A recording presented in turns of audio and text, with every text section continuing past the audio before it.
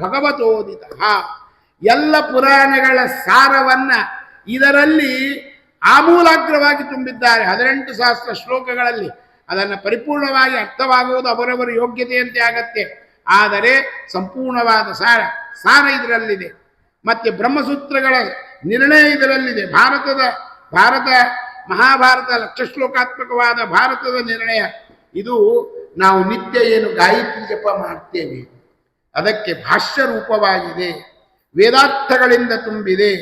ಇದು 12 ಸ್ಕಂದದಿಂದ 18 ಸಹಸ್ರ ಶ್ಲೋಕಾತ್ಮಕವಾದ ಶ್ರೀಮದ್ ಭಾಗವತ. ಸಾಕ್ಷಾತ್ ಭಗವಂತ ಅವ್ಯಾಹತ ಷಟ್ಗುಣೈಶ್ವರ್ಯ ಸಂಪನ್ನನಾದ ವೇದವ್ಯಾಸ ದೇವರು ಇದನ್ನು ನಮಗೆಲ್ಲರಿಗೂ ಬೋಧವಾಗಲಿ, ಇದರಿಂದ ಸಾಧನೆಯಾಗಲಿ ಎಂಬ ಉದ್ದೇಶದಿಂದ ಇದನ್ನು ತಿಳಿಸಿಕೊಟ್ಟಿದ್ದಾರೆ. ನಮ್ಮವರೆಗೆ ಮುಟ್ಟುವಂತೆ ಮಾಡಿದ. ಇದು ಕೇವಲ ಕೆಲವರೇ ಅಧಿಕಾರಿಗಳು ಅಂತಲ್ಲ, ಅದನ್ನು ಮುಂದೆ ಹೇಳ್ತಾರೆ. ಅದಕ್ಕೆ ಭಾಗವತ ಬಂದ ಆಗಮನ ಪ್ರಕಾರ ನಾರಾಯಣ 2 ಭಾಗಗಳಿವೆ. ಚತುರ್ಮುಖ ಬ್ರಹ್ಮದೇವರು, ನಾರದರು, ವೇದವ್ಯಾಸ ದೇವರು, ಶುಕರು, ಅವರಿಂದ ಪರೀಕ್ಷಿತ, ಸೂತರಿಂದ ಶೌನಕಾದಿಗಳು ಅಂತ ಒಂದು. ಇನ್ನೊಂದು ಭಾಗ ನಾರಾಯಣ, ಶೇಷದೇವರು, ಸನತ್ಕುಮಾರರು, ಸಾಂಖ್ಯಾಯನರು, ಪರಾಶರರು, ಮೈತ್ರೇಯರು, ವಿದುರ ಅಂತ. ಇಲ್ಲಿದೇನಾಗಿದೆ, ಮೊದಲಿಗೆ ಮುಖದಿಂದ ಮುಖ ಹೇಳ್ತಾ ಬಂದರು. ನಾರಾಯಣ ಬೇರೆ ಅಲ್ಲ, ವೇದವ್ಯಾಸ ದೇವರು ಬೇರೆ ಅಲ್ಲ. ಆ ವೇದವ್ಯಾಸ ದೇವರು ಅದಾದ ಮೇಲೆ ನಮ್ಮೆಲ್ಲರನ್ನು ದೃಷ್ಟಿಯಲ್ಲಿಟ್ಟುಕೊಂಡು ಭಾಗವತ ಗ್ರಂಥವನ್ನು ರಚನೆ ಮಾಡಿದಾಗ 2ನೇ ಪರಂಪರೆ ಇದರಲ್ಲಿ ಲೀನವಾಗಿ ಹೋಗಿದೆ. ಈಗ ನಡೀತಾ ಇರೋದು ಸೂತರಿಗೆ ಶೌನಕರು ಪ್ರಶ್ನೆ ಮಾಡ್ತಾರೆ.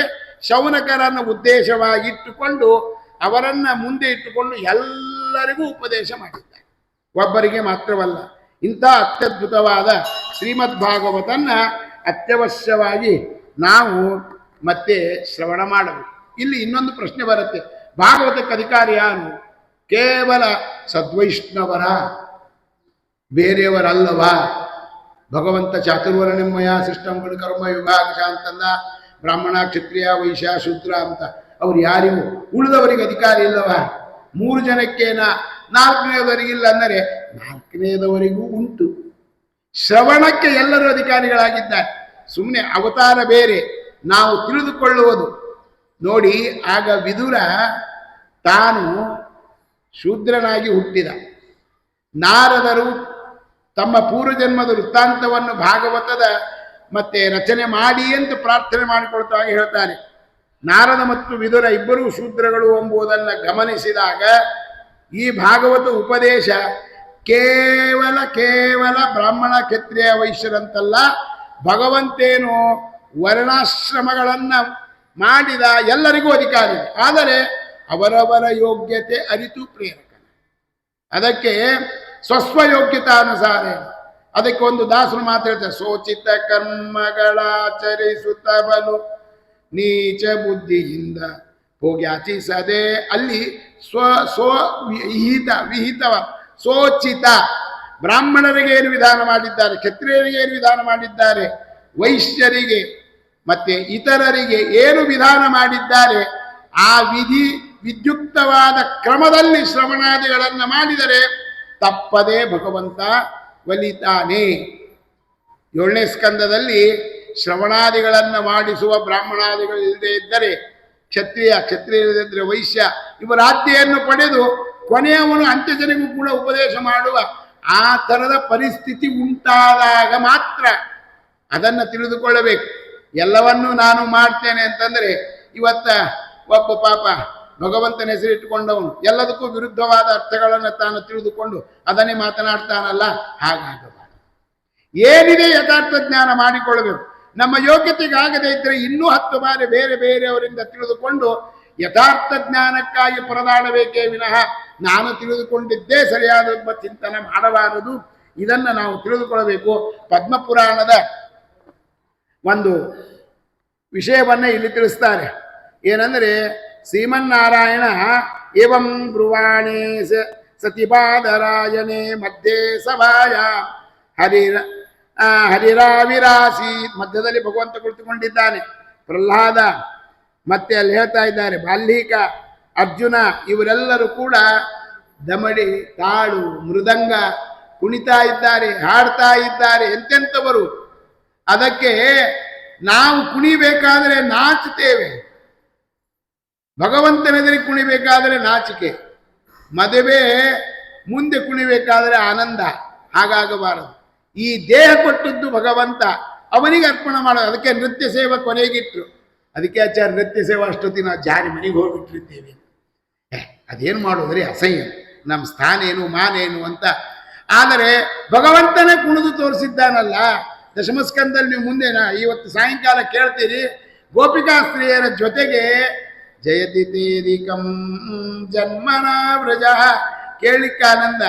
ಅದು ಕೃತಿಯಲ್ಲಿ ಬರಲಿಕ್ಕೆ ಬಹಳ ಅಸಾಧ್ಯವೇ ಆಚಾರ್ಯ. ಅಂದರೆ ಕೃತಿಯಲ್ಲಿ ತರಬೇಕು, ಮೈ ಮರೆತು ಕುಣಿಯಬೇಕು. ಇದನ್ನು ವ್ಯಾಸರಾಜರ ಮಹನೀಯರ ಇದರಲ್ಲಿ ಇತಿಹಾಸದಲ್ಲಿ ನಾವು ಕೇಳಿ, ಇತಿಹಾಸವಾಗಿ ಉಳಿಯಲಿಕ್ಕೆ ಅಲ್ಲ, ಇತಿಹಾಸವನ್ನು ನಮ್ಮ ಜೀವನದಲ್ಲಿ ಅಳವಡಿಸಿಕೊಳ್ಳೋಗೋಸ್ಕರವಾಗಿ ನಾವು ಹೇಳ್ತಾ ಇರ್ತೇವೆ. ನಮ್ಮ ತಂದೆ ತಾಯಿ ಇತಿಹಾಸ ನೋಡಿದರೆ ಎಷ್ಟು ಆನಂದ ಆಗುತ್ತೆ. 4 ತಲೆಯವರೆಗೂ ಬೇಕಾದ್ದನ್ನು ಸುವ್ಯವಸ್ಥಿತವಾಗಿ ಬರೆದಿಟ್ಟು ಹೋಗಿದ್ದಾರೆ. ಬರೀದೇ ಇದ್ದರೆ ಅಯ್ಯ ಸುಡುಗಾಡ ಇತಿಹಾಸ. ಅಂದರೆ ನಾವು ಬೇಕಾದದ್ದು ಇದ್ದರೆ ಎಲ್ಲವೂ ಸರಿ, ಇಲ್ಲದೆ ಇದ್ದರೆ ಯಾವುದು ಸರಿಯಲ್ಲ. ಆದರೆ ಯಾವುದು ನಿಜ, ಯಾವುದು ಸರಿ ಎಂಬುದನ್ನು ತಿಳಿದುಕೊಳ್ಳಬೇಕು. ಇಂದ್ರೋವಾದಿ ಮೃದಂಗಂ ಜಯ ಜಯ ಸುಕರ ಕೀರ್ತನೇತೆ ಕುಮಾರ. ಅದಕ್ಕೆ ಕೀರ್ತನದ ಕಾರ್ಯಕ್ರಮ ಇಡ್ಲಿಕ್ಕೆ ಕಾರಣ ಅಂದರೆ ಭಗವಂತ ಗಾನಲೋಲ, ಅವನ ಕಾರ್ಯವನ್ನು ಆಗಬೇಕು. ಅದಕ್ಕಾಗಿ ಮಧ್ಯೆ ಮಧ್ಯೆ ಕೇವಲ ಯಾರು ಸಿಹಿ ತಿನ್ನುವುದಿಲ್ರಿ, ಚಟ್ನಿ ಅನ್ನ ತಿನ್ನಬೇಕು, ಪಲ್ಯ ಅನ್ನ ತಿನ್ನಬೇಕು, ಹುಳಿ ನಮ್ಮ ರಾಯಚೂರದ ಅಧಿದೇವತಾದ ಮುದ್ದೆ ಪಲ್ಯ ಅನ್ನ ತಿನ್ನಬೇಕು, ಸಾರು ತಿನ್ನಬೇಕು, ಸ್ವೀಟ್ ತಿನ್ನಬೇಕು. ಇಷ್ಟೆಲ್ಲ ಹೇಗೆ ತಿಂತೇವಲ್ಲ, ಹಾಗೆ ಭಗವಂತಂದ ದಾಸ ಸಾಹಿತ್ಯ ವ್ಯಾಸ ಸಾಹಿತ್ಯದ ಸಮ್ಮಿಲನದಲ್ಲಿ ಆದಾಗ ಭಕ್ತರಿಗೆ ವಿಶೇಷವಾದ ಭಾವ ಉಂಟಾಗತ್ತೆ ಅಂತ ಮಧ್ಯ ಮಧ್ಯದಲ್ಲಿ ಮತ್ತೆ ನಮ್ಮ ಎಲ್ಲ ಮಾತೆಯರ ಕಡೆಯಿಂದ, ಅಂದರೆ ಪುರುಷರ ಹಾಡಬಾರದಂತಲ್ಲ, ಪುರುಷರ ಭಜನಾ ಮಂಡಳಿನೇ ಇಲ್ಲ. ಯಾಕೆ ಶ್ರೀನಿವಾಸ ಒಪ್ಪಿಕೊಳ್ಳಿಲ್ಲ ಅಂದರೆ ಈಗ ಗೊತ್ತಾಗತ್ತೆ. ಅವನು ಯಾವಾಗಲೂ ಮತ್ತೆ ಕೋಲಾಟ ಆಡಿದ್ದು ಗೋಪಿಕಾಸ್ತ್ರೀಯರಿಂದಲೇ, ಎಲ್ಲೂ ಗೋಪಾಲಕರ ಜೊತೆಗೆ ಆಡಿದ ಅಂತಿಲ್ವೇ ಇಲ್ಲ. ಅದಕ್ಕೆ ಆ ಕೃಷ್ಣನೇ ಶ್ರೀನಿವಾಸನಾಗಿದ್ದಾನಲ್ಲ, ಅವನಂತಾನೆ ಹಳದಿ ಸೀರೆ ಮೇಲೆ ಕೆಂಪಾದ ಶರಗು, ಕೈಯಲ್ಲಿ ಮತ್ತೆ ಕೋಲಾಟ, ಅದು ಹಳದಿ ಕೆಂಪನೇ ಇರಬೇಕ್ರಿ. ಇಲ್ಲೇ ಇದ್ರೆ ಮತ್ತೆ TTD ದಾಸ್ತಾಯ್ತ್ ಪ್ರಾಜೆಕ್ಟ್ನ ಅಧಿಕಾರಿಗಳು ಕಣ್ಣು ಮುಚ್ಚಿದ ಕಣ್ಣು ತೆಗೆದು ಬಿಡ್ತಾರೆ ಏನು ಅಂತ. ಅವ್ರು ಯಾವಾಗಲೂ ಧ್ಯಾನದಲ್ಲೇ ಇರೋರು. ಧ್ಯಾನದಲ್ಲಿದ್ದವರು ಯಾವಾಗ ಕಣ್ಣು ತೆಗಿತಾರೆ ಅಂದರೆ ಕೋಲಲ್ಲೇ ಏನಾದ್ರು ವ್ಯತ್ಯಾಸ ಕಂಡ್ರೆ. ಹಾಗೆ ಅದು ಶ್ರೀನಿವಾಸನಿಗೆ ಯಾಕೆ ಪ್ರೀತಿಕರ ಅಂದ್ರೆ ಕೃಷ್ಣನೇ ಶ್ರೀನಿವಾಸನಲ್ವಾ. ಅದಕ್ಕೆ ಮಹಿಳಾ ಸಮಾಜ ಭಕ್ತಿಯನ್ನು ಜಾಗೃತಿಗೊಳಿಸಲಿಕ್ಕೆ ಪ್ರಧಾನ ಕಾರಣರಾಗಿದ್ದಾರೆ. ಅವರು ಕೇವಲ ದೇವರೆದುರಿಗೆ ಭಕ್ತಿಯನ್ನು ತೋರಿಸದೆ ಮನೆಯಲ್ಲಿಯೂ ಭುಕ್ತಿ ಬೇಕಾದರೆ ಭಕ್ತಿ ಮಾಡಿ ಅಂತ ಹೇಳೋದು. ನಿಮಗೇನಾದರೂ ಬೆಳಿಗ್ಗೆ ಮಧ್ಯಾಹ್ನ ಸಾಯಂಕಾಲ ಡಾಕ್ಟರ್ ಹೇಳಿದಂತೆ ಕೊಡಬೇಕಲ್ಲ, ಆ ಭುಕ್ತಿಗೆ ಭಕ್ತಿ ಬೇಕು, ಭಕ್ತಿ ಮಾಡಿ ಭುಕ್ತಿ ಕೊಡ್ತೇನೆ ಅಂತ ಮಹಿಳೆಯರು ಮನೆಯಲ್ಲಿ ಶಾಸನ ಮಾಡಿದರೆ ಹೋಮ್ ಮಿನಿಸ್ಟರ್ ಆಗಿರ್ತಾರೆ, ತಪ್ಪದೇ ಕೇಳಬೇಕಾಗತ್ತೆ. ಅದನ್ನು ಮಾಡಿದಾಗ ನಮ್ಮ ಭಾಗವತ ಧರ್ಮಗಳು ಅಚ್ಚಳಿಯದೆ ಉಳಿಯಲಿಕ್ಕೆ ಸಾಧ್ಯತೆ ಇದೆ. ಆ ರೀತಿಯಾಗಿ ನಾರದರು, ಅರ್ಜುನ, ಬಾಲ್ಮೀಕ, ಮತ್ತೆ ಪ್ರಹ್ಲಾದ ಮಹಾರಾಜ, ಇಂದ್ರ ಮೊದಲಾದವರು ಕೀರ್ತನೆಯಲ್ಲಿದ್ದಾರೆ. ಇಷ್ಟೆಲ್ಲ ಯಾಕೆ ಹೇಳ್ತಾ ಇದ್ದಾರೆ ಅಂದರೆ ನಮ್ಮ ಅಧಿಕಾರ ದೊಡ್ಡದಲ್ಲ, ನಮಗೆ ಅಧಿಕಾರ ಕೊಟ್ಟವನು ಭಗವಂತ ದೊಡ್ಡವ ಎಂಬ ಚಿಂತನೆ ಮಾಡಬೇಕು. ಪರಾವರಜ್ಞಸ್ಸ ಋಷಿ ಕಾಲೇನ ವ್ಯಕ್ತರಂ ವಸ ಯುಗನಮ್ಮ ವ್ಯತಿಕರಂ. ವ್ಯಾಸರು ಕ್ರಮವಾಗಿ ಒಬ್ಬರಿಂದ ಒಬ್ಬರು ಬಂದದ್ದನ್ನ ಮುಂದೆ ಕಾಲ ವ್ಯತಿಕ್ರಮದಲ್ಲಿ ಎಲ್ಲವೂ ರಾಸವಾಗತ್ತೆ ಅಂತ ಬರಹ ರೂಪದಲ್ಲಿ ಬರೆದು ಇಟ್ಟಿರ್ತಕ್ಕಂಥ ಮಹನೀಯರು ನಮ್ಮವರಿಗೆ ಮುಟ್ಟೋಗೋಸ್ಕರವಾಗಿ ಅಶ್ರದ್ಧವಾನ ನಿಸ್ಸತ್ವಾನ್, ನಮಗೆ ಶ್ರದ್ಧೆಯೇ ಇಲ್ಲ, ಶ್ರದ್ಧೆ ಇಲ್ಲದ, ಸತ್ವವಿಲ್ಲದ, ಧರ್ಮವೇ ತಿಳಿದೇ ಇರತಕ್ಕಂಥ ರಸಿತಾಯುಷ, ಆಯುಷ್ಯ ಬಹಳ ಅಲ್ಪ. ನಮ್ಮ ಆಯುಷ್ಯ ಇಷ್ಟಿದೆ ಅಂತ ನಮಗೆ ಹೇಳಿಕೊಳ್ಳಿಕ್ಕೂ ಕೂಡ ಆಗುವುದಿಲ್ಲ. ಸವರ್ಣ ಎಲ್ಲ ವರ್ಣಾಶ್ರಮದವರೆಗೂ ಕೂಡ ಈ ಭಗವತ್ತತ್ವ ಚಿಂತನೆ ಆಗಬೇಕು ಅಂತ ಮತ್ತೆ ತಾವು ಅದಕ್ಕಾಗಿ ಭಾಗವತ ರಚನೆಗೆ ಸಿದ್ಧರಾಗಿದ್ದಾರೆ. ಆಗ ಋಗ್ವೇದ, ಯಜುರ್ವೇದ ಇತ್ಯಾದಿಗಳನ್ನು ಮೂಲ ಅಖಂಡವಾದ ವೇದವನ್ನು ವಿಭಾಗಗಳನ್ನು ಮಾಡಿದ್ದಾರೆ. ಎಲ್ಲ ಆಯಿತು, ಮಹಾಭಾರತ ರಚನೆ ಆಯಿತು, 17 ಮಹಾಪುರಾಣಗಳಾಯಿತು, ಎಲ್ಲ ಆಯಿತು. ನಾತಿ ಪ್ರಸನ್ನ ಹೃದಯ, ಅವನಿಗೆ ಮನಸ್ಸಿಗೆ ಪ್ರಸನ್ನತೆ ಇಲ್ಲ ಅಂತೆ. ವ್ಯಾಸರಿಗೆ ಮನಸ್ಸಿಗೆ ಪ್ರಸನ್ನತೆ ಇಲ್ಲ ಅಂದ್ರೆ ನ್ಯೂನತೆ ಹೇಳಿದಂತೆ ಆಗತ್ತೆ. ಪರಿಪೂರ್ಣನಿಗೆ ನ್ಯೂನತೆ ಹೇಳೋದು ಹೇಗೆ? ಪ್ರಸನ್ನ ಹೃದಯತೆ ಇಲ್ಲ ಅಂದರೆ ಇನ್ನೂ ಏನಾದರೂ ಒಂದು ಕೊಡುಗೆ ಕೊಡೋಣ ಎಂಬ ಅಭಿಪ್ರಾಯದಲ್ಲಿ ಮನಸ್ಸು ತುಂಬಾ ಚಿಕ್ಕದಾಗಿದೆ. ಸರಸ್ವತಿ ದಡದಲ್ಲಿ ಕುಳಿತುಕೊಂಡಿದ್ದಾರೆ. ಅದೇ ಸಮಯದಲ್ಲಿ ನಾರದರು ಬರ್ತಾರೆ. ನಾರದರು ಬಂದು ಅವರು ಹೇಳ್ತಾರೆ ಏನಂದ್ರೆ ಸಮಾಧಿ ನಾನು ಸ್ಮರ ಯದ್ವಿಚೇಷ್ಟಿತಂ, ಭಗವಂತನ ಮತ್ತೆ ಕಥಾಭಾಗ ಏನಿದೆ ಸಮಾಧಿ ಭಾಷೆಯಲ್ಲಿ ಅಂದ್ರೆ ಆಡುವ ಭಾಷೆಯಲ್ಲಿ. ಇವತ್ತು ನಮ್ಮ ದಾಸಸಾಹಿತ್ಯ ಅಷ್ಟು ಮತ್ತೆ ಪ್ರಖರವಾದ ಪ್ರಚಾರದಲ್ಲಿ ಬರಲಿಕ್ಕೆ ಕಾರಣ ಅಂತಂದರೆ ಆಡುವ ಭಾಷೆಯಲ್ಲಿ ತಿಳಿಸಿದ್ದಾರೆ. ಆದರೂ ನುಡಿಗಳ ಅರ್ಥ ಆಗುವುದಿಲ್ಲ. ಬಹಳ ಅದ್ಭುತವಾಗಿರ್ತಕ್ಕಂಥ ಅವರಂದರು ಒಂದು ಝಲಕ್ ಕೊಟ್ಟರು ನಮಗೆ, ಇದನ್ನು ಓದಿದರೆ ಎಲ್ಲ ಅರ್ಥ ಆಗತ್ತೆ ಅಂತ. ನೋಡಿ, ನಮ್ಮ ಅದರಲ್ಲೇ ನೋಡಿ ಜಗನ್ನಾಥದಾಸರಿಂದ ರಚಿತವಾದ ಈ 32 ಸಂಧಿಗಳನ್ನು ಪಾರಾಯಣ ಮಾಡಿ ಅನೇಕ ಬಾರಿ ಅದರ ಅರ್ಥಗಳನ್ನು ಇರಿಸಿಕೊಳ್ಳಿ, ಹೊಸದಾಗಿ ಕಾಣುತ್ತೆ, ಏನೋ ಮರೆತಂತೆ ಆಗತ್ತೆ. ಆದರೆ ಅದ್ಭುತವಾಗಿರ್ತಕ್ಕಂಥ ಶಾಸ್ತ್ರಗಳ ಮತ್ತೆ ರಸವನ್ನ ಆಮೂಲಾಗ್ರವಾಗಿ ತುಂಬಿದ್ದಾರೆ. ಹಾಗೆ ಆಡುವ ಭಾಷೆಯಲ್ಲಿ ಅಂತಂದರೆ ಅದಕ್ಕಾಗಿ ಅದನ್ನು ಗ್ರಂಥವನ್ನು, ಅಪರೂಪವಾದ ಗ್ರಂಥವನ್ನು ಕೊಡಬೇಕು. ಒಬ್ಬರು ಕೇಳದೆ ಯಾವುದನ್ನು ಆಚರಣೆ ಮಾಡಬಾರದು. ಅದಕ್ಕೆ ನಾ ಪೃಷ್ಟ ಕಷ್ಟದಿದ್ ಬ್ರೂಯ. ನಾವೆಲ್ಲ ಎಲ್ಲಿ ದಾರಿ ತಪ್ತಾ ಇದ್ದೇವೆಂದರೆ ಲೌಕಿಕದಲ್ಲಿ ಆಗಲಿ ಪಾರಮಾರ್ಥಿಕದಲ್ಲಿ ಆಗಲಿ, ಬಾರೋ ನಿನಗೆ 4 ಒಳ್ಳೆ ಮಾತು ಹೇಳ್ತೀನಿ ಅಂದರೆ ಆಚಾರ ಈಗ ಕೇಳೋದಲ್ಲ, ಈಗೆಲ್ಲ ಆಟ ಪಾಠ ದುಡ್ಡು ದುಗಾಣಿ ಎಲ್ಲ ಮಾಡ್ಕೊಳ್ಳೋದು. ಇಳಿಯೋ ವಯಸ್ಸಿನಲ್ಲಿ ಬರ್ತೀನಿ, ಅಲ್ಲೋ ನೀನು ಇಳಿಯುವಾಗ ಬರ್ತಿ, ನಾ ಏರಿ ಹೋಗ್ಬಿಟ್ಟಿರ್ತೀನಿ, ನನ್ನನ್ನು ಏರಿಸಿ ಬಿಟ್ಟಿರ್ತಾರೆ ಮೇಲೆ ಅಂತ. ಅಂದ್ರೆ ಈ ನೀನು ಇಳಿಯೋ ವಯಸ್ಸಲ್ಲಿ ನಮ್ಮ ವಯಸ್ಸು ಇಳಿದು ಹೋಗ್ಬಿಟ್ಟಿರತ್ತೆ, ಜೀವ ಮೇಲೆ ಹೋಗಿರತ್ತೆ, ಹಾಗೇನು ಹೇಳ್ತೇವೆ ಅಂತ. ಅದಕ್ಕೆ ಎಲ್ಲವನ್ನ ಚಿಕ್ಕವರಿದ್ದಾಗಲಿಂದಲೇ ನಾವು ಅದನ್ನ ಅಧ್ಯಯನ ಮಾಡಬೇಕು. ಅದಕ್ಕೆ ನಾರದರು ಹೇಳ್ತಾ ಇದ್ದಾರೆ, ನಾನು ಹಿಂದಕ್ಕೆ ಮತ್ತೆ ಯಾವುದೋ ಜನ್ಮಾಂತರದ ಕರ್ಮದಿಂದ ದಾಸಿಪುತ್ರನಾಗಿದ್ದೆ. ಆಗ ನನಗೆ ಒಂದು ಒಳ್ಳೆಯದೇನಂತಂದರೆ ಒಳ್ಳೆಯ ಮನೆತನ, ಆಚಾರ ವಿಚಾರವಂತರಾದ ಜ್ಞಾನಿಗಳ ಮನೆಯಲ್ಲಿ ನಮ್ಮಮ್ಮ ಕೆಲಸ ಮಾಡ್ತಾ ಇದ್ರು. ನಾನು 5 ವರ್ಷದ ಅರ್ಭಕ. ಆಗ ಚಾತುರ್ಮಾಸಕ್ಕೆ 4 ತಿಂಗಳು ಕುಳಿತುಕೊಳ್ತಾ ಇದ್ದು. ಆಚಾರ್ಯ ಇನ್ನೊಮ್ಮೆ ಹೇಳಬೇಡ, 52 ದಿವಸಕ್ಕೆ ನಾವು ಹೈರಾಣಾಗಿ ಹೋಗ್ಬಿಡ್ತೇವೆ ಅಂತಂದರೆ ಅಂದಿನ ಚಾತುರ್ಮಾಸಕ್ಕೂ ಇಂದಿನ ಚಾತುರ್ಮಾಸಕ್ಕೂ ಬಹಳ ವ್ಯತ್ಯಾಸವಿದೆ. ಅದನ್ನು ನಾವು ಚಿಂತನೆ ಬೇಡ. ಆಗಿನ ಕಾಲಕ್ಕೆ ಏನೆಂದರೆ ನದಿ ತಟದಲ್ಲೇ ಕುಳಿತುಕೊಳ್ತಾ ಇದ್ದರು. 4 ತಿಂಗಳ ಯಾತಕ್ಕೆ ಅಂದರೆ ವರ್ಷಾಕಾಲದಲ್ಲಿ ಅನೇಕ ವಿಧವಾದ ಮತ್ತೆ ನಮ್ಮ ದೇಹಕ್ಕೆ ಆಗುವ ಬೇರೆ ಬೇರೆ ಸಂಖ್ಯೆಗಳು ಅನುಮಾನಗಳಿರ್ತವೆ. ನಾವು ಕೆಲವು ಪ್ರಾಣಿಗಳನ್ನು ತುಳಿದು ಅವುಗಳ ಸಾವಿಗೆ ಕಾರಣರಾಗ್ತೇವೆ ಎಂಬ ಉದ್ದೇಶಕ್ಕಾಗಿ ಒಂದ ಕಡೆ ಇರತಕ್ಕಂಥ ಈ ಚಾತುರ್ಮಾಸ್ಯದ ಒಂದು ನಿಯಮ. ಆಗ ಅನೇಕ ನಿಯಮಗಳನ್ನು ಆಚರಣೆ ಮಾಡಲಿಕ್ಕೆ, ಉಪದೇಶ ಮಾಡಲಿಕ್ಕೆ ವಿಶೇಷವಾದ ಅವಕಾಶ ಸಿಗತ್ತೆ.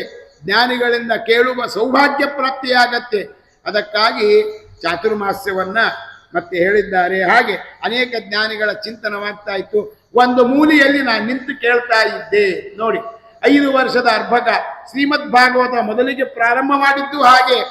ಚತುರ್ಥ ಸ್ಕಂದಲ್ಲಿ ಬರ್ತಾರೆ, ಮುಂದಿನವರು ಅದನ್ನ ಪ್ರತಿಪಾದನೆ ಮಾಡ್ತಾರೆ. ಅಂದರೆ ಇದರಲ್ಲಿ ವಯಸ್ಸಿಗೆ ಪ್ರಾಧಾನ್ಯತೆ ಇಲ್ಲ. ಶ್ರವಣ ಯಾವಾಗಿಂದ ಆಗಬೇಕು ಅಂತಂದ್ರೆ ಆಬಾಲ ವೃದ್ಧರು ಕೇಳಬೇಕು. ಮುಹುರವೋ ರಸಿಕಾಹ ಭುವಿ ಭಾವುಕಾಹ ಪಿಬತ ಭಾಗವತಂ ರಸಂ ಆಲಯಂ ಎಂಬುದಕ್ಕೆ ವ್ಯಾಖ್ಯಾನ ಮಾಡ್ತಾ ಇರುವಾಗ ಆಬಾಲ ವೃದ್ಧರು ಅಂತ. ವೃದ್ಧರಾದರೆ ದೇಹ ವೃದ್ಧವಾಗತ್ತೆ, ಜೀವಕ್ಕೆ ಮುದಿತನವಿಲ್ಲ, ಅದಕ್ಕೆ ಶೈಶವ ಭಾವವಿಲ್ಲ. ಎಲ್ಲವೂ ಶೈಶವಾಭಾವ, ಬಾಲ್ಯಾವಸ್ಥಾ, ಪೌಗಂಡಾವಸ್ಥಾ, ತಾರುಣ್ಯ, ಮಧ್ಯಾವಸ್ಥಾ, ಇಳಿದು ಹೋಗತಕ್ಕಂಥ ವೃದ್ಧಾಪ್ಯ, ಇದೆಲ್ಲ ಅವನು ಆಶ್ರಯಿಸಿದ ದೇಹಕ್ಕೆ, ಆ ದೇಹದಿಂದೆಲ್ಲ ಭೋಗಿಸ್ತಾನೆ. ಅವನು ಮಾಡಿದ ಶುದ್ಧ ಮತ್ತೆ ಪಾಪ ಪುಣ್ಯ ಕರ್ಮಾನುಸಾರವಾಗಿ ದೇಹದ ದ್ವಾರ ಅವನ ಕರ್ಮಕ್ಕನುಗುಣವಾಗಿ ಒಳ್ಳೆಯ ಸುಖ ಸಿಗತ್ತೆ, ಅಷ್ಟೇ ಕಷ್ಟಗಳು ಬರ್ತವೆ. ಇದೆಲ್ಲ ಈ ದೇಹದಿಂದ ಆಗತಕ್ಕಂಥದ್ದು ಎಂದು. ಮತ್ತೆ ಜೀವಕ್ಕೆ ವೃದ್ಧಾಪ್ಯವಿಲ್ಲ. ವೃದ್ಧಾಪ್ಯ ಇಲ್ಲದೆ ಇರತಕ್ಕಂಥ ಜೀವ ತಾನು ತನ್ನ ವೃದ್ಧಾಪ್ಯ ಬರೋವರೆಗೂ, ದೇಹಕ್ಕೆ ವೃದ್ಧಾಪ್ಯ ಬಂದಾಗ ಬೇಕು ಬೇಕು ಬೇಕು ಅಂದಾಗ ಏನು ಮಾಡ್ಲಿಕ್ಕಾಗುವುದಿಲ್ಲ. ಬೇಡ ಬೇಡ ಅಂದಾಗ ಅದನ್ನು ನಮ್ಮದಾಗಿ ಮಾಡಿಕೊಂಡರೆ, ಬೇಕು ಅಂದಾಗ ಅದು ನಮ್ಮದಾಗಿ ಇರತ್ತೆ, ಇಲ್ಲದೆ ಇದ್ರೆ ಇಲ್ಲ. ಅದನ್ನು ನಾವು ಚೆನ್ನಾಗಿ ಅರಿತುಕೊಳ್ಳಬೇಕು. ಅದಕ್ಕೆ ಅಲ್ಲಿ ಹೇಳ್ತಾ ಇದ್ದಾರೆ, ತಾನು ಎಲ್ಲವನ್ನು ಕೇಳ್ತಾ ಇದ್ದ. ಚಾತುರ್ಮಾಸ್ಯ ಮುಗೀತು, ಎಲ್ಲರೂ ಹೋಗುವಾಗ ಕೈ ಮುಗಿದನಂತೆ. ಏನಾದರೂ ಉಪದೇಶ ಮಾಡಿ ಅಂತಂದಾಗ ಆ ಮಗುವಿನಲ್ಲಿರುವ ನಿಷ್ಠಾ ಗರಿಷ್ಠತೆಯನ್ನು ಕಂಡಿರ್ತಕ್ಕಂಥ ಅವರು, ಇವನು ಭಾಗವತೋತ್ತಮ, ಯಾವುದೋ ನಿಮಿತ್ತದಿಂದ ಮತ್ತೆ ಈ ಥರದ ಜನ್ಮ ಬಂದಿದೆ ಅಂತ ಅವನಿಗೆ ಉಪದೇಶ ಮಾಡಿದ್ದಾರೆ. ಅವನಂದ, ನಮ್ಮಮ್ಮ ಮುದಿ ಪಾಪ ಏನೂ ಓದಿಕೊಂಡಿಲ್ಲ, ಕಣ್ಣು ಕಾಣಿಸೋದಿಲ್ಲ, ಆಪರೇಷನ್ ಮಾಡಿಸಿ ಸರಿ ಹೋಗ್ತಿತ್ತಲ್ಲ ಅಂದರೆ, ಇನ್ನೊಬ್ಬರ ಮನೆಯಲ್ಲಿ ಒಪ್ಪತ್ತು ಊಟಕ್ಕಾಗಿ ಇದ್ದು ಕೆಲಸ ಮಾಡತಕ್ಕಂಥವಳಿಗೆ ನೇತ್ರ ಚಿಕಿತ್ಸಾ ನಡೆಯುವ ಬಗೆ ಹೇಗೆ ಆಗಿತ್ತೋ ಇಲ್ಲೋ ಅಂದರೆ, ಆಗಿನ ಕಾಲಕ್ಕೆ ತಕ್ಕಂತೆ ಆಗಿನ ಕಾಲಕ್ಕಿತ್ತು. ಆಗ ಅವನು ವಿಚಾರ ಮಾಡಿದ, ನಮ್ಮಮ್ಮ ತೀರಿಕೊಂಡ್ರೆ ಚೆನ್ನಾಗಿರತ್ತೆ ಆಚಾರ್ಯ, ಇವತ್ತು ನಾವು ಅದೇ ಆಲೋಚನೆ ಮಾಡ್ತೇವೆ.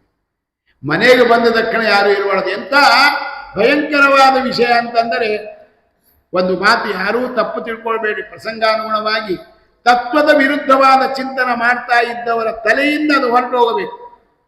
ಈಗಿನ ಕಾಲಕ್ಕೆ ಮತ್ತೆ ಕುಂಡ್ಲಿ ಕೊಡ್ತಾರೆ, ಅಡಿ ಟಿಪ್ಪಣಿ ಒಂದು ಅಂಡರ್ಲೈನ್ ಮಾಡಿರ್ತಾರೆ, ಮನೆಯಲ್ಲಿ ರಾಹುಕೇತುಗಳಿರಬಾರದು ಅಂತ.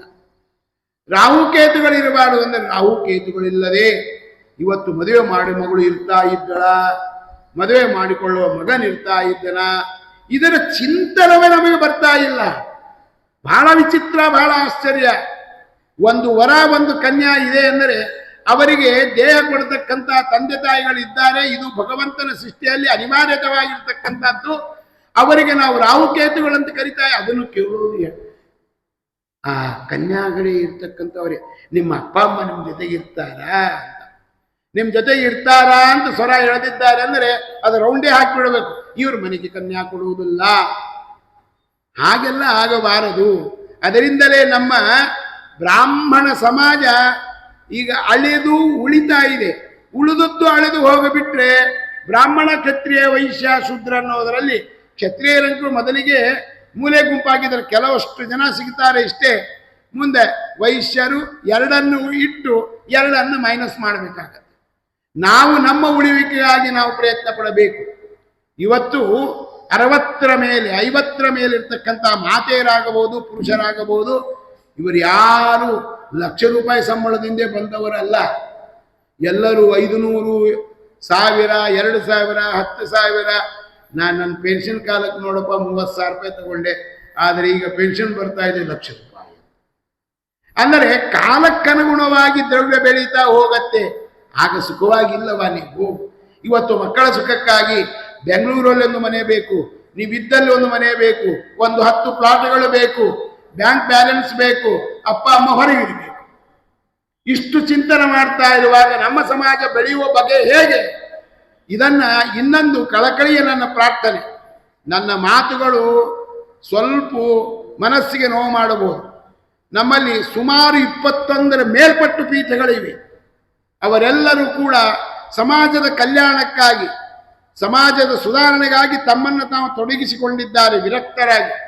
ಅವರು ವಿಶೇಷವಾಗಿ ರಕ್ತರಾಗದೇ ಇದ್ದರೂ ಕೂಡ ಸಮಾಜಮುಖಿಯಾಗಿ ನಮ್ಮ ಸಮಾಜ ಬೆಳೆಯಬೇಕೆಂದರೆ ಈ ಥರದ ಮನಸ್ಸಿನಲ್ಲಿರ್ತಕ್ಕಂಥ ಈ ವಿಚಾರಗಳನ್ನು ಅವರಿಂದ ಹೊರಗಡೆ ಹಾಕುವ ಕ್ರಿಯೆಯನ್ನು ಎಲ್ಲೆಲ್ಲಿ ಚಾತುರ್ಮಾಸ ಕೂಡ್ತಾರೆ, ಎಲ್ಲೇ ಕೂಡಲಿ, ಆಂಧ್ರದಲ್ಲಿ ಕೂಡಲಿ, ತಮಿಳುನಾಡಲ್ಲಿ ಕೂಡಲಿ, ಕರ್ನಾಟಕದಲ್ಲಿ ಕೂಡಿ, ಇಷ್ಟು ಸೀಮೆ ಬಿಟ್ಟರೆ ಇನ್ನೊಂದು ಕಡೆ ಹೋಗುವುದಿಲ್ಲ ನಮ್ಮವರು. ಆದರೆ ಆ ಸೀಮಾ ಪ್ರದೇಶದಲ್ಲಾದರೂ, ಮಹಾರಾಷ್ಟ್ರದಲ್ಲಿರಲಿ, ಅಲ್ಲಾದರೂ ಇದನ್ನು ಪ್ರತ್ಯೇಕವಾಗಿ ಸಂದರ್ಭಗಳನ್ನು ಅನುಸರಿಸಿಕೊಂಡು, ಎಷ್ಟೋ ಮತ್ತೆ ದಂಪತಿಗಳ ವಿಷಯದಲ್ಲಿ ಕಥಾಭಾಗ ಬರುತ್ತೆ. ಯಾಕಂದರೆ ಶಂಖದಿಂದ ಬಿದ್ದಾಗ ತೀರ್ಥ. ನಮಗೆಲ್ಲ ಇವತ್ತು ಶಂಖಸ್ಥಾನದಲ್ಲಿ ಯಾರೆಂದರೆ ಕಾಷಾಯ ವಸನವನ್ನು ಧಾರಣ ಮಾಡಿದವರಲ್ಲಿರ್ತಕ್ಕಂಥ ಅದ್ಭುತವಾದ ನಮ್ಮ ನಿಷ್ಠಾ ಗರಿಷ್ಠತೆ ಹಾಗೇ ಇರಬೇಕು. ಮತ್ತೆ ಯಾಕೆಂದರೆ ಅವರೇ ನಮ್ಮೆಲ್ಲ ಆಧ್ಯಾತ್ಮಿಕ ವಲಯದಲ್ಲಿ ನಮ್ಮನ್ನ ಮುಂದೆ ತರತಕ್ಕಂಥ ಮಹನೀಯರು. ಅದಕ್ಕಾಗಿ ಅವರಲ್ಲಿ ಇದ್ದಾರೆ. ನಾವೇನು ಅಂದರೆ ಅನೇಕ ವಿಧದಲ್ಲಿ ಕೊರತೆಗಳು, ಆಧ್ಯಾತ್ಮಿಕ ಕ್ಷೇತ್ರದಲ್ಲಿ ಪಂಡಿತರಾಗಲಿ, ವೈದಿಕ ಸಮಾಜವಾಗಲಿ, ಅಥವಾ ಇವತ್ತು ಡಾಕ್ಟರ್ ಕೂಡ ಬೇಡಂತ ಇದ್ದಾರೆ. ಒಂದೇ ಒಂದು ಸಾಫ್ಟ್ವೇರ್ ಇದೆ. ಯಾಕೆ ಅವು ಸಾಫ್ಟ್ ಆಗಿರ್ತಾವೆ, ಸುಡುಗಾಡ, ಅವಕ್ಕೇನೂ ಇಲ್ಲ. ದುಡ್ಡು ಬೇಕಾ, ತಕ್ಷಣ ಮೊಬೈಲ್ ತೆಗೆದರೆ ಏನು, ಟ್ರಾನ್ಸ್ಫರ್ ಮಾಡಿದರೆ ಮುಗೀತು. ಅಯ್ಯೋ ನನ್ನ ಗಂಡ ತುಂಬ ಒಳ್ಳೆ ಹತ್ತಾಕ್ತಾನೆ, ಹೊತ್ತಾಕಂದ್ರೆ ಹೊತ್ತಾಕ್ತಾನೆ. ಆ ಚಿಂತನೆಯಲ್ಲಿದ್ದೇವೆ. ಆದರೆ ಒಳ್ಳೆಯದು ಕೆಟ್ಟದ್ದನ್ನು ಚಿಂತನೆ ಮಾಡ್ತಾ ಸಮಾಜದ ಬಹುಮುಖವಾದ ವ್ಯಕ್ತಿತ್ವವನ್ನು ಅವರವರ ಮತ್ತೆ ಅಧ್ಯಯನದಲ್ಲಿ ಅಷ್ಟೇ ವಿಶಿಷ್ಟವಾದ ಸ್ಥಾನವನ್ನು ಹೊಂದಿರ್ತಾರೆ. ಆ ಎಲ್ಲರಿಗೂ ಬಹುಮುಖೇನ ನಾವು ಮತ್ತೆ ಮುಂದೆ ಹೋಗಬೇಕೆಂಬ ಚಿಂತನೆ ಬೇಕು. ಅದಕ್ಕಾಗಿ ಅವನೇನೋ ನಾರದರು ತಾವು ಚಿಂತನೆ ಮಾಡಿದರೆ, ಯಾಕಂದರೆ 5 ವರ್ಷದ ಅರ್ಭಕ ಕಣ್ಣು ಇಲ್ಲದ ತಾಯಿಗೆ ಸಾಕುವ ಯೋಗ್ಯತೆ ಇಲ್ಲ, ಅವರಿಗೆ ಕಣ್ಣು ಮುಚ್ಚಿಬಿಟ್ರೆ ಉದ್ಧತಳಾಗ್ತಾಳೆ ಚಿಂತನೆ ಮಾಡಿದ. ಸಾಯಂಕಾಲ ಸಮಯ ಯಾರ ಮನೆಯಲ್ಲಿ ಇರ್ತಾ ಇದ್ದಳು, ಕಟ್ಟಿಗೆ ಮತ್ತೆ ಕೊಟ್ಟಿಗೆಯಲ್ಲಿ ಆಕಳ ಹಾಲನ್ನು ಹಿಂಡಲಿಕ್ಕೆ ಹೋಗಿದ್ದಾಳೆ. ಈಗಿನಂತೆ ದೀಪಗಳು ಇರಲಿಲ್ಲ, ಮಿಣುಕಾಗಿರ್ತಕ್ಕಂಥ ಎಣ್ಣೆ ದೀಪಗಳು, ಅದರಲ್ಲಿ ಕಣ್ಣು ಕಾಣದೇ ಇರತಕ್ಕಂಥ ಅವಸ್ಥೆ. ಕಾಲದ ಕೆಳಗಡೆ ಹಾವು ಇದೆ ನೋಡಲಿಲ್ಲ, ಹಾಲು ಕೆರೆದಳು, ಅದರ ಮೇಲೆ ಭಾರಾಗಿ ಕಾಲು ಊರಿದ್ದಾಳೆ, ಹಾವು ಕಚ್ಚಿದೆ, ಅಸುನೀಗಿದಳು. ಇವನಂದ, ತಾಯಿಯನ್ನ ಸಾಕುವ ಯೋಗ್ಯತೆ ಇಲ್ಲದ ನನಗೆ ಇದು ಭಗವಂತ ಕೊಟ್ಟ ವರ ಅಂತ. ಕರ್ಮಗಳನ್ನು ಮಾಡಿದ, ಅರಣ್ಯಕ್ಕೆ ಹೋದ, ಸಾಧನೆ ಮಾಡಿದ, ಭಗವಂತನ ದರ್ಶನವಾಯಿತು. ಭಗವಂತನ ದರ್ಶನವಾದಾಗ ಆಗ ತುಂಬಾ ಆನಂದವಾಯಿತು. ಕಣ್ಣು ತೆರಿತಾನೆ, ಮುಂದೆ ಭಗವಂತನಿಲ್ಲ. ಮತ್ತೆ ತಪಸ್ಸು ಮಾಡಿ ಕುಳಿತುಕೊಂಡಾಗ ಆಕಾಶವಾಣಿ ಆಗ್ತದೆ, ಈ ಬಾರಿ ಮತ್ತೆ ದರ್ಶನವಿಲ್ಲ, ಜನ್ಮಾಂತರದಲ್ಲಿ ದರ್ಶನವಾಗತ್ತೆ, ನೀನು ಬ್ರಹ್ಮಪುತ್ರನಾದ ಮೇಲೆ ಅಂತ. ಆಗ ಮತ್ತೆ ಬ್ರಹ್ಮದೇವರ ಮಕ್ಕಳಾಗಿ ಹುಟ್ಟುತ್ತಾರೆ ಎಂಬುದನ್ನು ನಾವು ತಿಳಿದುಕೊಳ್ತೇವೆ. ಆಗ ನಮ್ನಾನಂತಸ್ಯ ಗತ ಪ್ರಪಟ್ಟನ್ ಗುಹ್ಯಾನಿ ಭದ್ರಾನಿ ಕೃತಾನಿ ಸ್ಮರನ್ ಗಾಂಪರ್ಯಟಂ ತುಷ್ಟಮನಾಹ ಗತಸ್ಪೃಹ ಕಾಲಂ ಪರೀಕ್ಷೆಯನ್ನ ಪಟೋ ವಿಮತ್ಸರ ಇತ್ಯಾದಿಗಳನ್ನು ಅಲ್ಲಿ ನಮಗೆ ತಿಳಿಸ್ತಾರೆ. ಹೀಗೆಲ್ಲ ಇರುವಾಗ ಆ ಸಮಯದಲ್ಲಿ ಮತ್ತೆ ಶ್ರೀಮದ್ ಭಾಗವತವನ್ನು ರಚನೆ ಮಾಡಲಿಕ್ಕೆ ಆಗ ಹೇಳ್ತಾರೆ. ಏನಂತಂದರೆ, ನೀವು ಸಾಕಷ್ಟು ಮಹಾಭಾರತವನ್ನು ರಚನೆ ಮಾಡಿದ್ದೀರಿ, ಪರಮ ಪ್ರಾಮಾಣಿಕವಾಗಿರ್ತಕ್ಕಂಥ ಆ ಮಹಾಭಾರತದಲ್ಲಿ 3 ಭಾಷೆಗಳನ್ನು ಉಪಯೋಗ ಮಾಡಿದ್ದಾರೆ.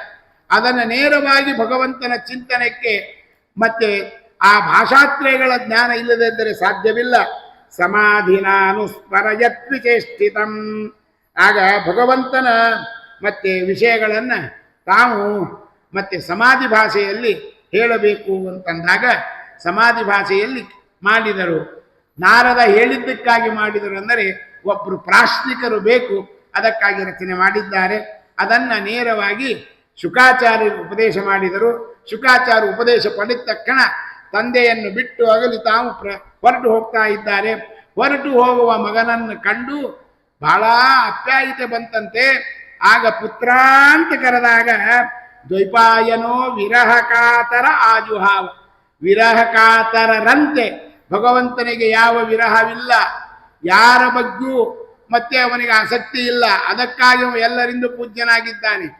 ಪೂಜ್ಯತಾ ಭಾವ ಬರಬೇಕಾದರೆ ಸಮಾನ ಭಾವ ಬರಬೇಕು. ಸಮಾನ ಭಾವ ಅಂದರೆ ಅವರವರ ಯೋಗ್ಯತಾನುಸಾರವಾಗಿರ್ತಕ್ಕಂಥ ಸಮಾನತೆ ಬೇಕು. ಇದೆಲ್ಲ ಭಗವಂತನಿಗೆ ಬಿಟ್ಟರೆ ಬೇರೆ ಯಾರಿಗೂ ಸಾಧ್ಯವಿಲ್ಲ. ಆಗ ಮತ್ತೆ ಮಕ್ಕಳನ್ನು ದೂರ ಕಳಿಸ್ತಾ ಇರುವಾಗ ಓದ್ಲಿಕ್ಕೆ ಕಳಿಸ್ತಾ ನೋಡ್ರಿ, ಬೆಂಗಳೂರಿಗೆ ಅಲ್ಲಿ ಇಲ್ಲಿ ಕಣ್ಣಾಗಿ ನೀರು ತುಂಬ್ಕೊಂಡ್ಬಿಟ್ಟಿರುತ್ತೆ. ಹೆಣ್ಣು ಒಪ್ಪಿಸುವಾಗೂ ಬರುವುದಿಲ್ಲ, ಈಗ ಕಣ್ಣಾಗಿ ನೀರು ಆಗ ಮಾತ್ರ ಬರುತ್ತೆ. ಆದರೆ ಆ ಕಣ್ಣೀರು ಯಾಕೆ ಬರುತ್ತೋ ಗೊತ್ತಿಲ್ಲ. ಮುಂದೆ ಇವನು ನಮ್ಮ ಕೈ ಸಿಗ್ತಾನೋ, ಇನ್ನೊಬ್ಬರ ಕೈಗೆ ಸಿಕ್ಕು ಓಡಿ ಹೋಗ್ತಾನೋ, ಏನು ಮಾಡಬೇಕು, ಕಳಿಸ್ತಾ ಇದ್ದೇವೆ ಅಂತ. ಆಗ ಪುತ್ರೇತಿ ತನ್ಮಯತೆಯ ತರವೋಪಿನೇದು ಹೂ. ಪುತ್ರ ಅಂತಂದಾಗ ಗಿಡಗಳು ಕೂಡ, ಗಿಡಗಳಿಂದಲೂ ಶಬ್ದ ಬಂತಂತೆ. ಅಂದರೆ ರುದ್ರದೇವರು ಎಲ್ಲರಲ್ಲೂ ಇದ್ದಾರೆ ಎಂಬುವುದನ್ನು ಅಲ್ಲಿ ತಿಳಿಸಿಕೊಡ್ತಾ ಇದ್ದಾರೆ. ತಂ ಸರ್ವಭೂತ ಹೃದಯಂ ಮುನಿಂ. ಈ ಮಾತು ಯಾಕೆ ಹೇಳಬೇಕಾಗಿತ್ತು? ಮುಂದೆ ಶ್ರೀಮದ್ ಭಾಗವತವನ್ನು ಉಪದೇಶ ಮಾಡ್ತಾ ಇರತಕ್ಕಂಥ ಶುಕ ಮುನಿಗಳು ಎಲ್ಲಿದ್ದಾರೆ? ಎಲ್ಲ ಕಡೆಗೂ ಇದ್ದಾರೆ. ಅಂದರೆ ಭಗವಂತನಂತೆ ವ್ಯಾಪ್ತಿ ಅಂತ ತಿಳಿದುಕೊಳ್ಳಬಾರದು. ಸರ್ವ ಹೃದಯಗಳಲ್ಲಿ, ಹೃದಯ ಗುಹೆಯಲ್ಲಿ ಮನೋನಿಯಾಮಕರಾಗಿ ಭಗವಂತನ ಅಪ್ಪಣೆಯಂತೆ ಅಲ್ಲಿ ಇದ್ದಾರೆ. ಅವರಿಂದ ನಾವು ಮನಃಶುದ್ಧಿಯನ್ನು ಮಾಡಿಕೊಂಡರೆ ಶ್ರವಣಕ್ಕೆ ಅರ್ಹತೆ ಬರುತ್ತೆ. ಒಳ್ಳೆಯದನ್ನ, ಲೋಕಮಂಗಲಕವಾದದ್ದನ್ನ ಕೇಳಿದ್ದೀರಿ, ಎಲ್ಲವೂ ವಾಸುದೇವ ಪರವಾಗಿವೆ ಎಂಬ ಮಾತನ್ನ ಅಲ್ಲಿ ಹೇಳ್ತಾ, ಅದಾದ ಮೇಲೆ 24 ರೂಪಗಳ ಪರಿಕಲ್ಪನೆಯನ್ನು ಕೊಟ್ಟಿದ್ದಾರೆ. ಇವು ಮುಂದೆ ಮತ್ತೆ ಬರುತ್ತೆ. ತೃತೀಯ ಸ್ಕಂದದಲ್ಲಿ ಇದರ ವರ್ಣನೆ ಬರುತ್ತೆ. ಮುಂದೆ ಆಗಾಗ ಅಲ್ಲಿ ಬರುತ್ತೆ, ಅದನ್ನು ತಾವು ತಿಳಿದುಕೊಳ್ಳಬಹುದು. ಯಾಕ ಏತೇಷಾಂ ಸಕಲ ಪುಂಸಃ ಕೃಷ್ಣಸ್ತು ಭಗವಾನ್ ಸ್ವಯಂ. ಆಗಲ್ಲಿ ಹೇಳ್ತಾ ಇದ್ದಾರೆ ಏನಂತಂದರೆ, ಕೃಷ್ಣ ಪರಮಾತ್ಮ ಮತ್ತೆ ಇಲ್ಲಿ ಮೇಲೆ ಹೇಳ್ತಕ್ಕಂಥ ಭಗವಾನ್ ಎಲ್ಲ ರೂಪಗಳು ಕೂಡ ಭಗವಂತನದೇ. ಅದರಲ್ಲಿ ಕೆಲವು ಮಾತ್ರ ನರ, ಪೃಥು, ಬಲರಾಮ ಇವರೆಲ್ಲರೂ ಕೂಡ ಪರಮಾತ್ಮನ ವಿಶೇಷ ಆವೇಶದಿಂದ ಕೂಡಿದವರಾಗಿದ್ದಾರೆ ಎಂಬುವ ಮಾತನ್ನು ನಾವು ಚೆನ್ನಾಗಿ ಅದನ್ನು ಅರಿತುಕೊಳ್ಳಬೇಕು. ಇನ್ನು ಈ ಶ್ಲೋಕಕ್ಕೆ ಕೆಲವರು ತಮ್ಮದೇ ಆದ ವಿಚಾರವನ್ನು ಹೇಳ್ತಾರೆ. ಅಂದರೆ ಸ್ವರೂಪಾಂಶ ಉಳಿದ ಅವತಾರಗಳು ಕೃಷ್ಣಾವತಾರಕ್ಕಿಂತ ನ್ಯೂನತೆ ಅಂತ ಹಾಗಲ್ಲ, ಭಗವಂತ ಸ್ವಯಂ ಭಗವಾನ್ ಇಲ್ಲಿ ಅವತಾರ ಮಾಡಿ ಬಂದಿದ್ದಾನೆ ಎಂಬ ಮಾತನ್ನು ಹೇಳ್ತಾ, ಭಗವಂತನಿಂದ ಭಿನ್ನರಾಗಿರ್ತಕ್ಕಂಥವರು ಋಷಿಗಳು, ಮನುಗಳು, ದೇವತೆಗಳು, ಮನುಪುತ್ರರು. ಇದಂ ಭಾಗವತಂ ರಾಮ ಪುರಾಣಂ ಬ್ರಹ್ಮ ಸಂಹಿತಂ ಉತ್ತಮ ಶ್ಲೋಕ ಚರಿತಂ ಚಕಾರ ಭಗವಾನ್ ಋಷಿ ಮುನಿ. ಭಗವಂತ ವೇದವ್ಯಾಸರು ಇದನ್ನು ರಚನೆ ಮಾಡಿದ್ದಾರೆ ಎಂಬ ಮಾತನ್ನು ಅಲ್ಲಿ ಹೇಳ್ತಾ ಇದ್ದಾರೆ. ಇಲ್ಲಿ ಶುಕಾಚಾರ್ಯರಿಗೆ ಇದನ್ನು ಉಪದೇಶ ಮಾಡಿದರು. ಆಗ ಇವರೇನು ಮಾಡ್ತಾ ಇದ್ದಾರೆ, ತಾನು ಈ ಶುಕ ಮಧ್ಯಾಪಯಾಮಾಸ ನಿವೃತ್ತಿಕಾರಕವಾಗಿರ್ತಕ್ಕಂಥದ್ದು ಇದನ್ನು ಶುಕಾಚಾರ್ಯರಿಗೆ ಹೇಳಿದ್ದಾರೆ. ಶುಕಾಚಾರ್ಯ ಮುಂದೆ ಕಷ್ಟದಲ್ಲಿರುವಾಗ ಪರೀಕ್ಷಿತನಿಗೆ ಇದನ್ನು ಉಪದೇಶ ಮಾಡ್ತಾರೆ.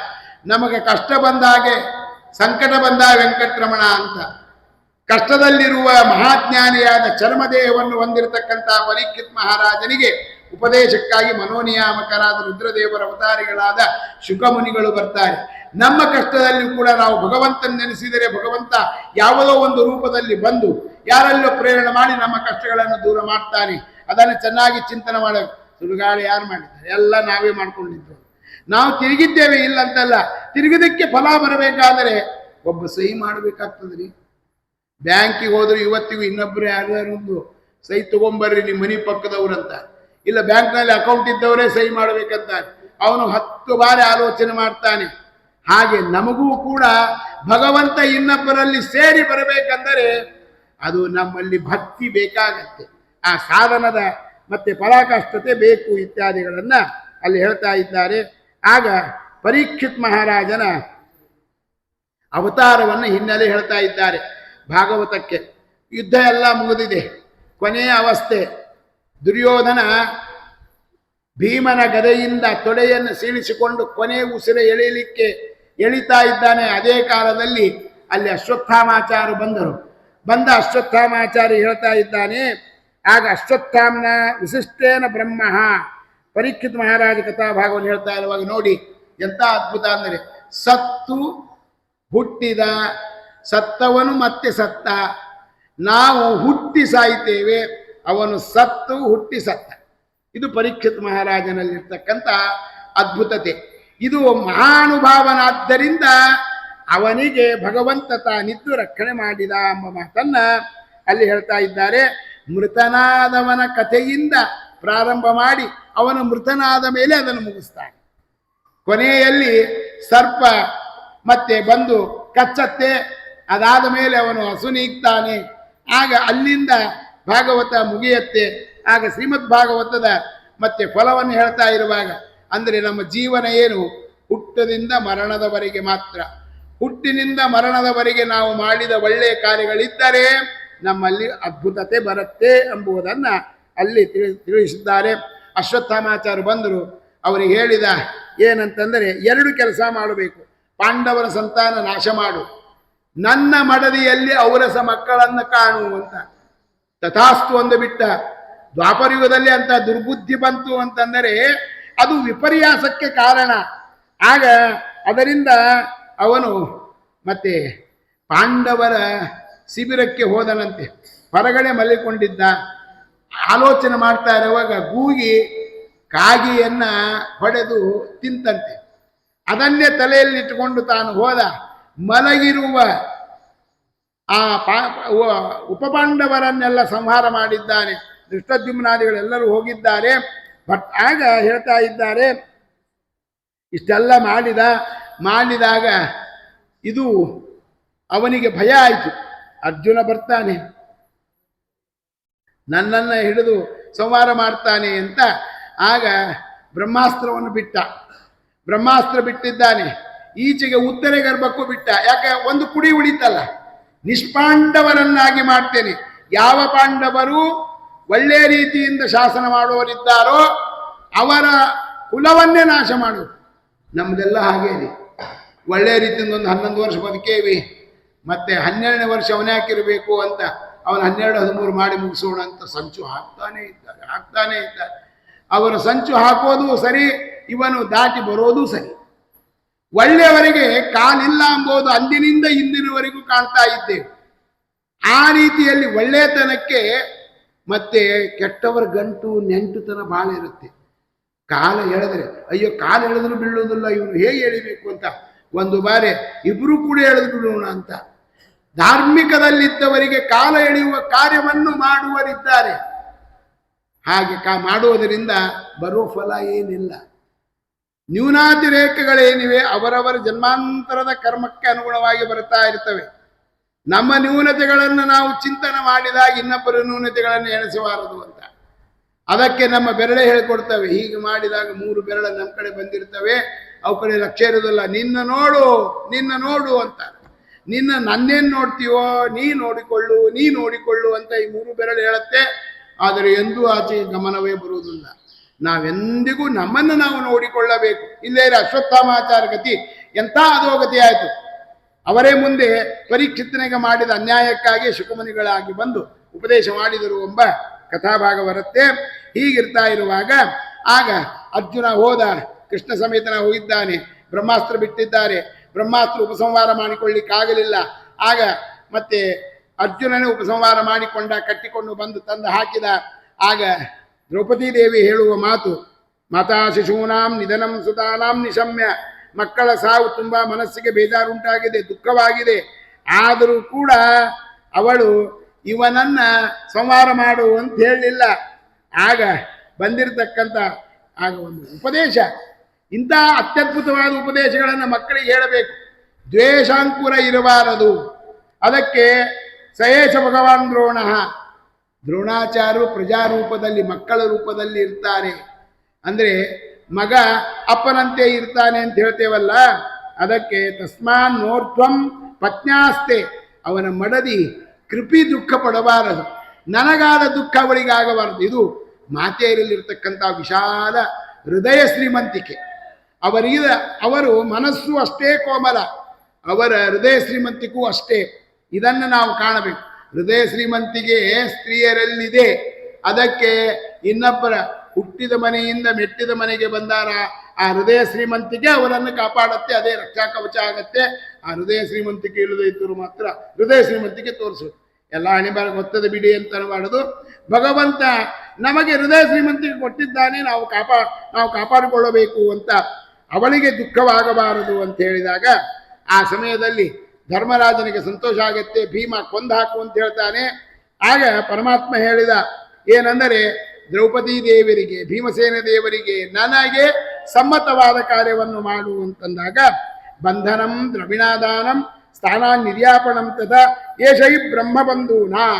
ಯಾರು ಬ್ರಹ್ಮಬಂಧುಗಳಾಗಿದ್ದಾರೆ ಅವರಿಗೆ ಬಂಧನ ಅಂದರೆ ಅವರಲ್ಲಿದ್ದ ದುಡ್ಡುಗಳನ್ನು ಕಸಿದುಕೊಳ್ಳಬೇಕು, ಸ್ಥಾನದಿಂದ ಕೆಳಗೆ ಹಾಕಬೇಕು.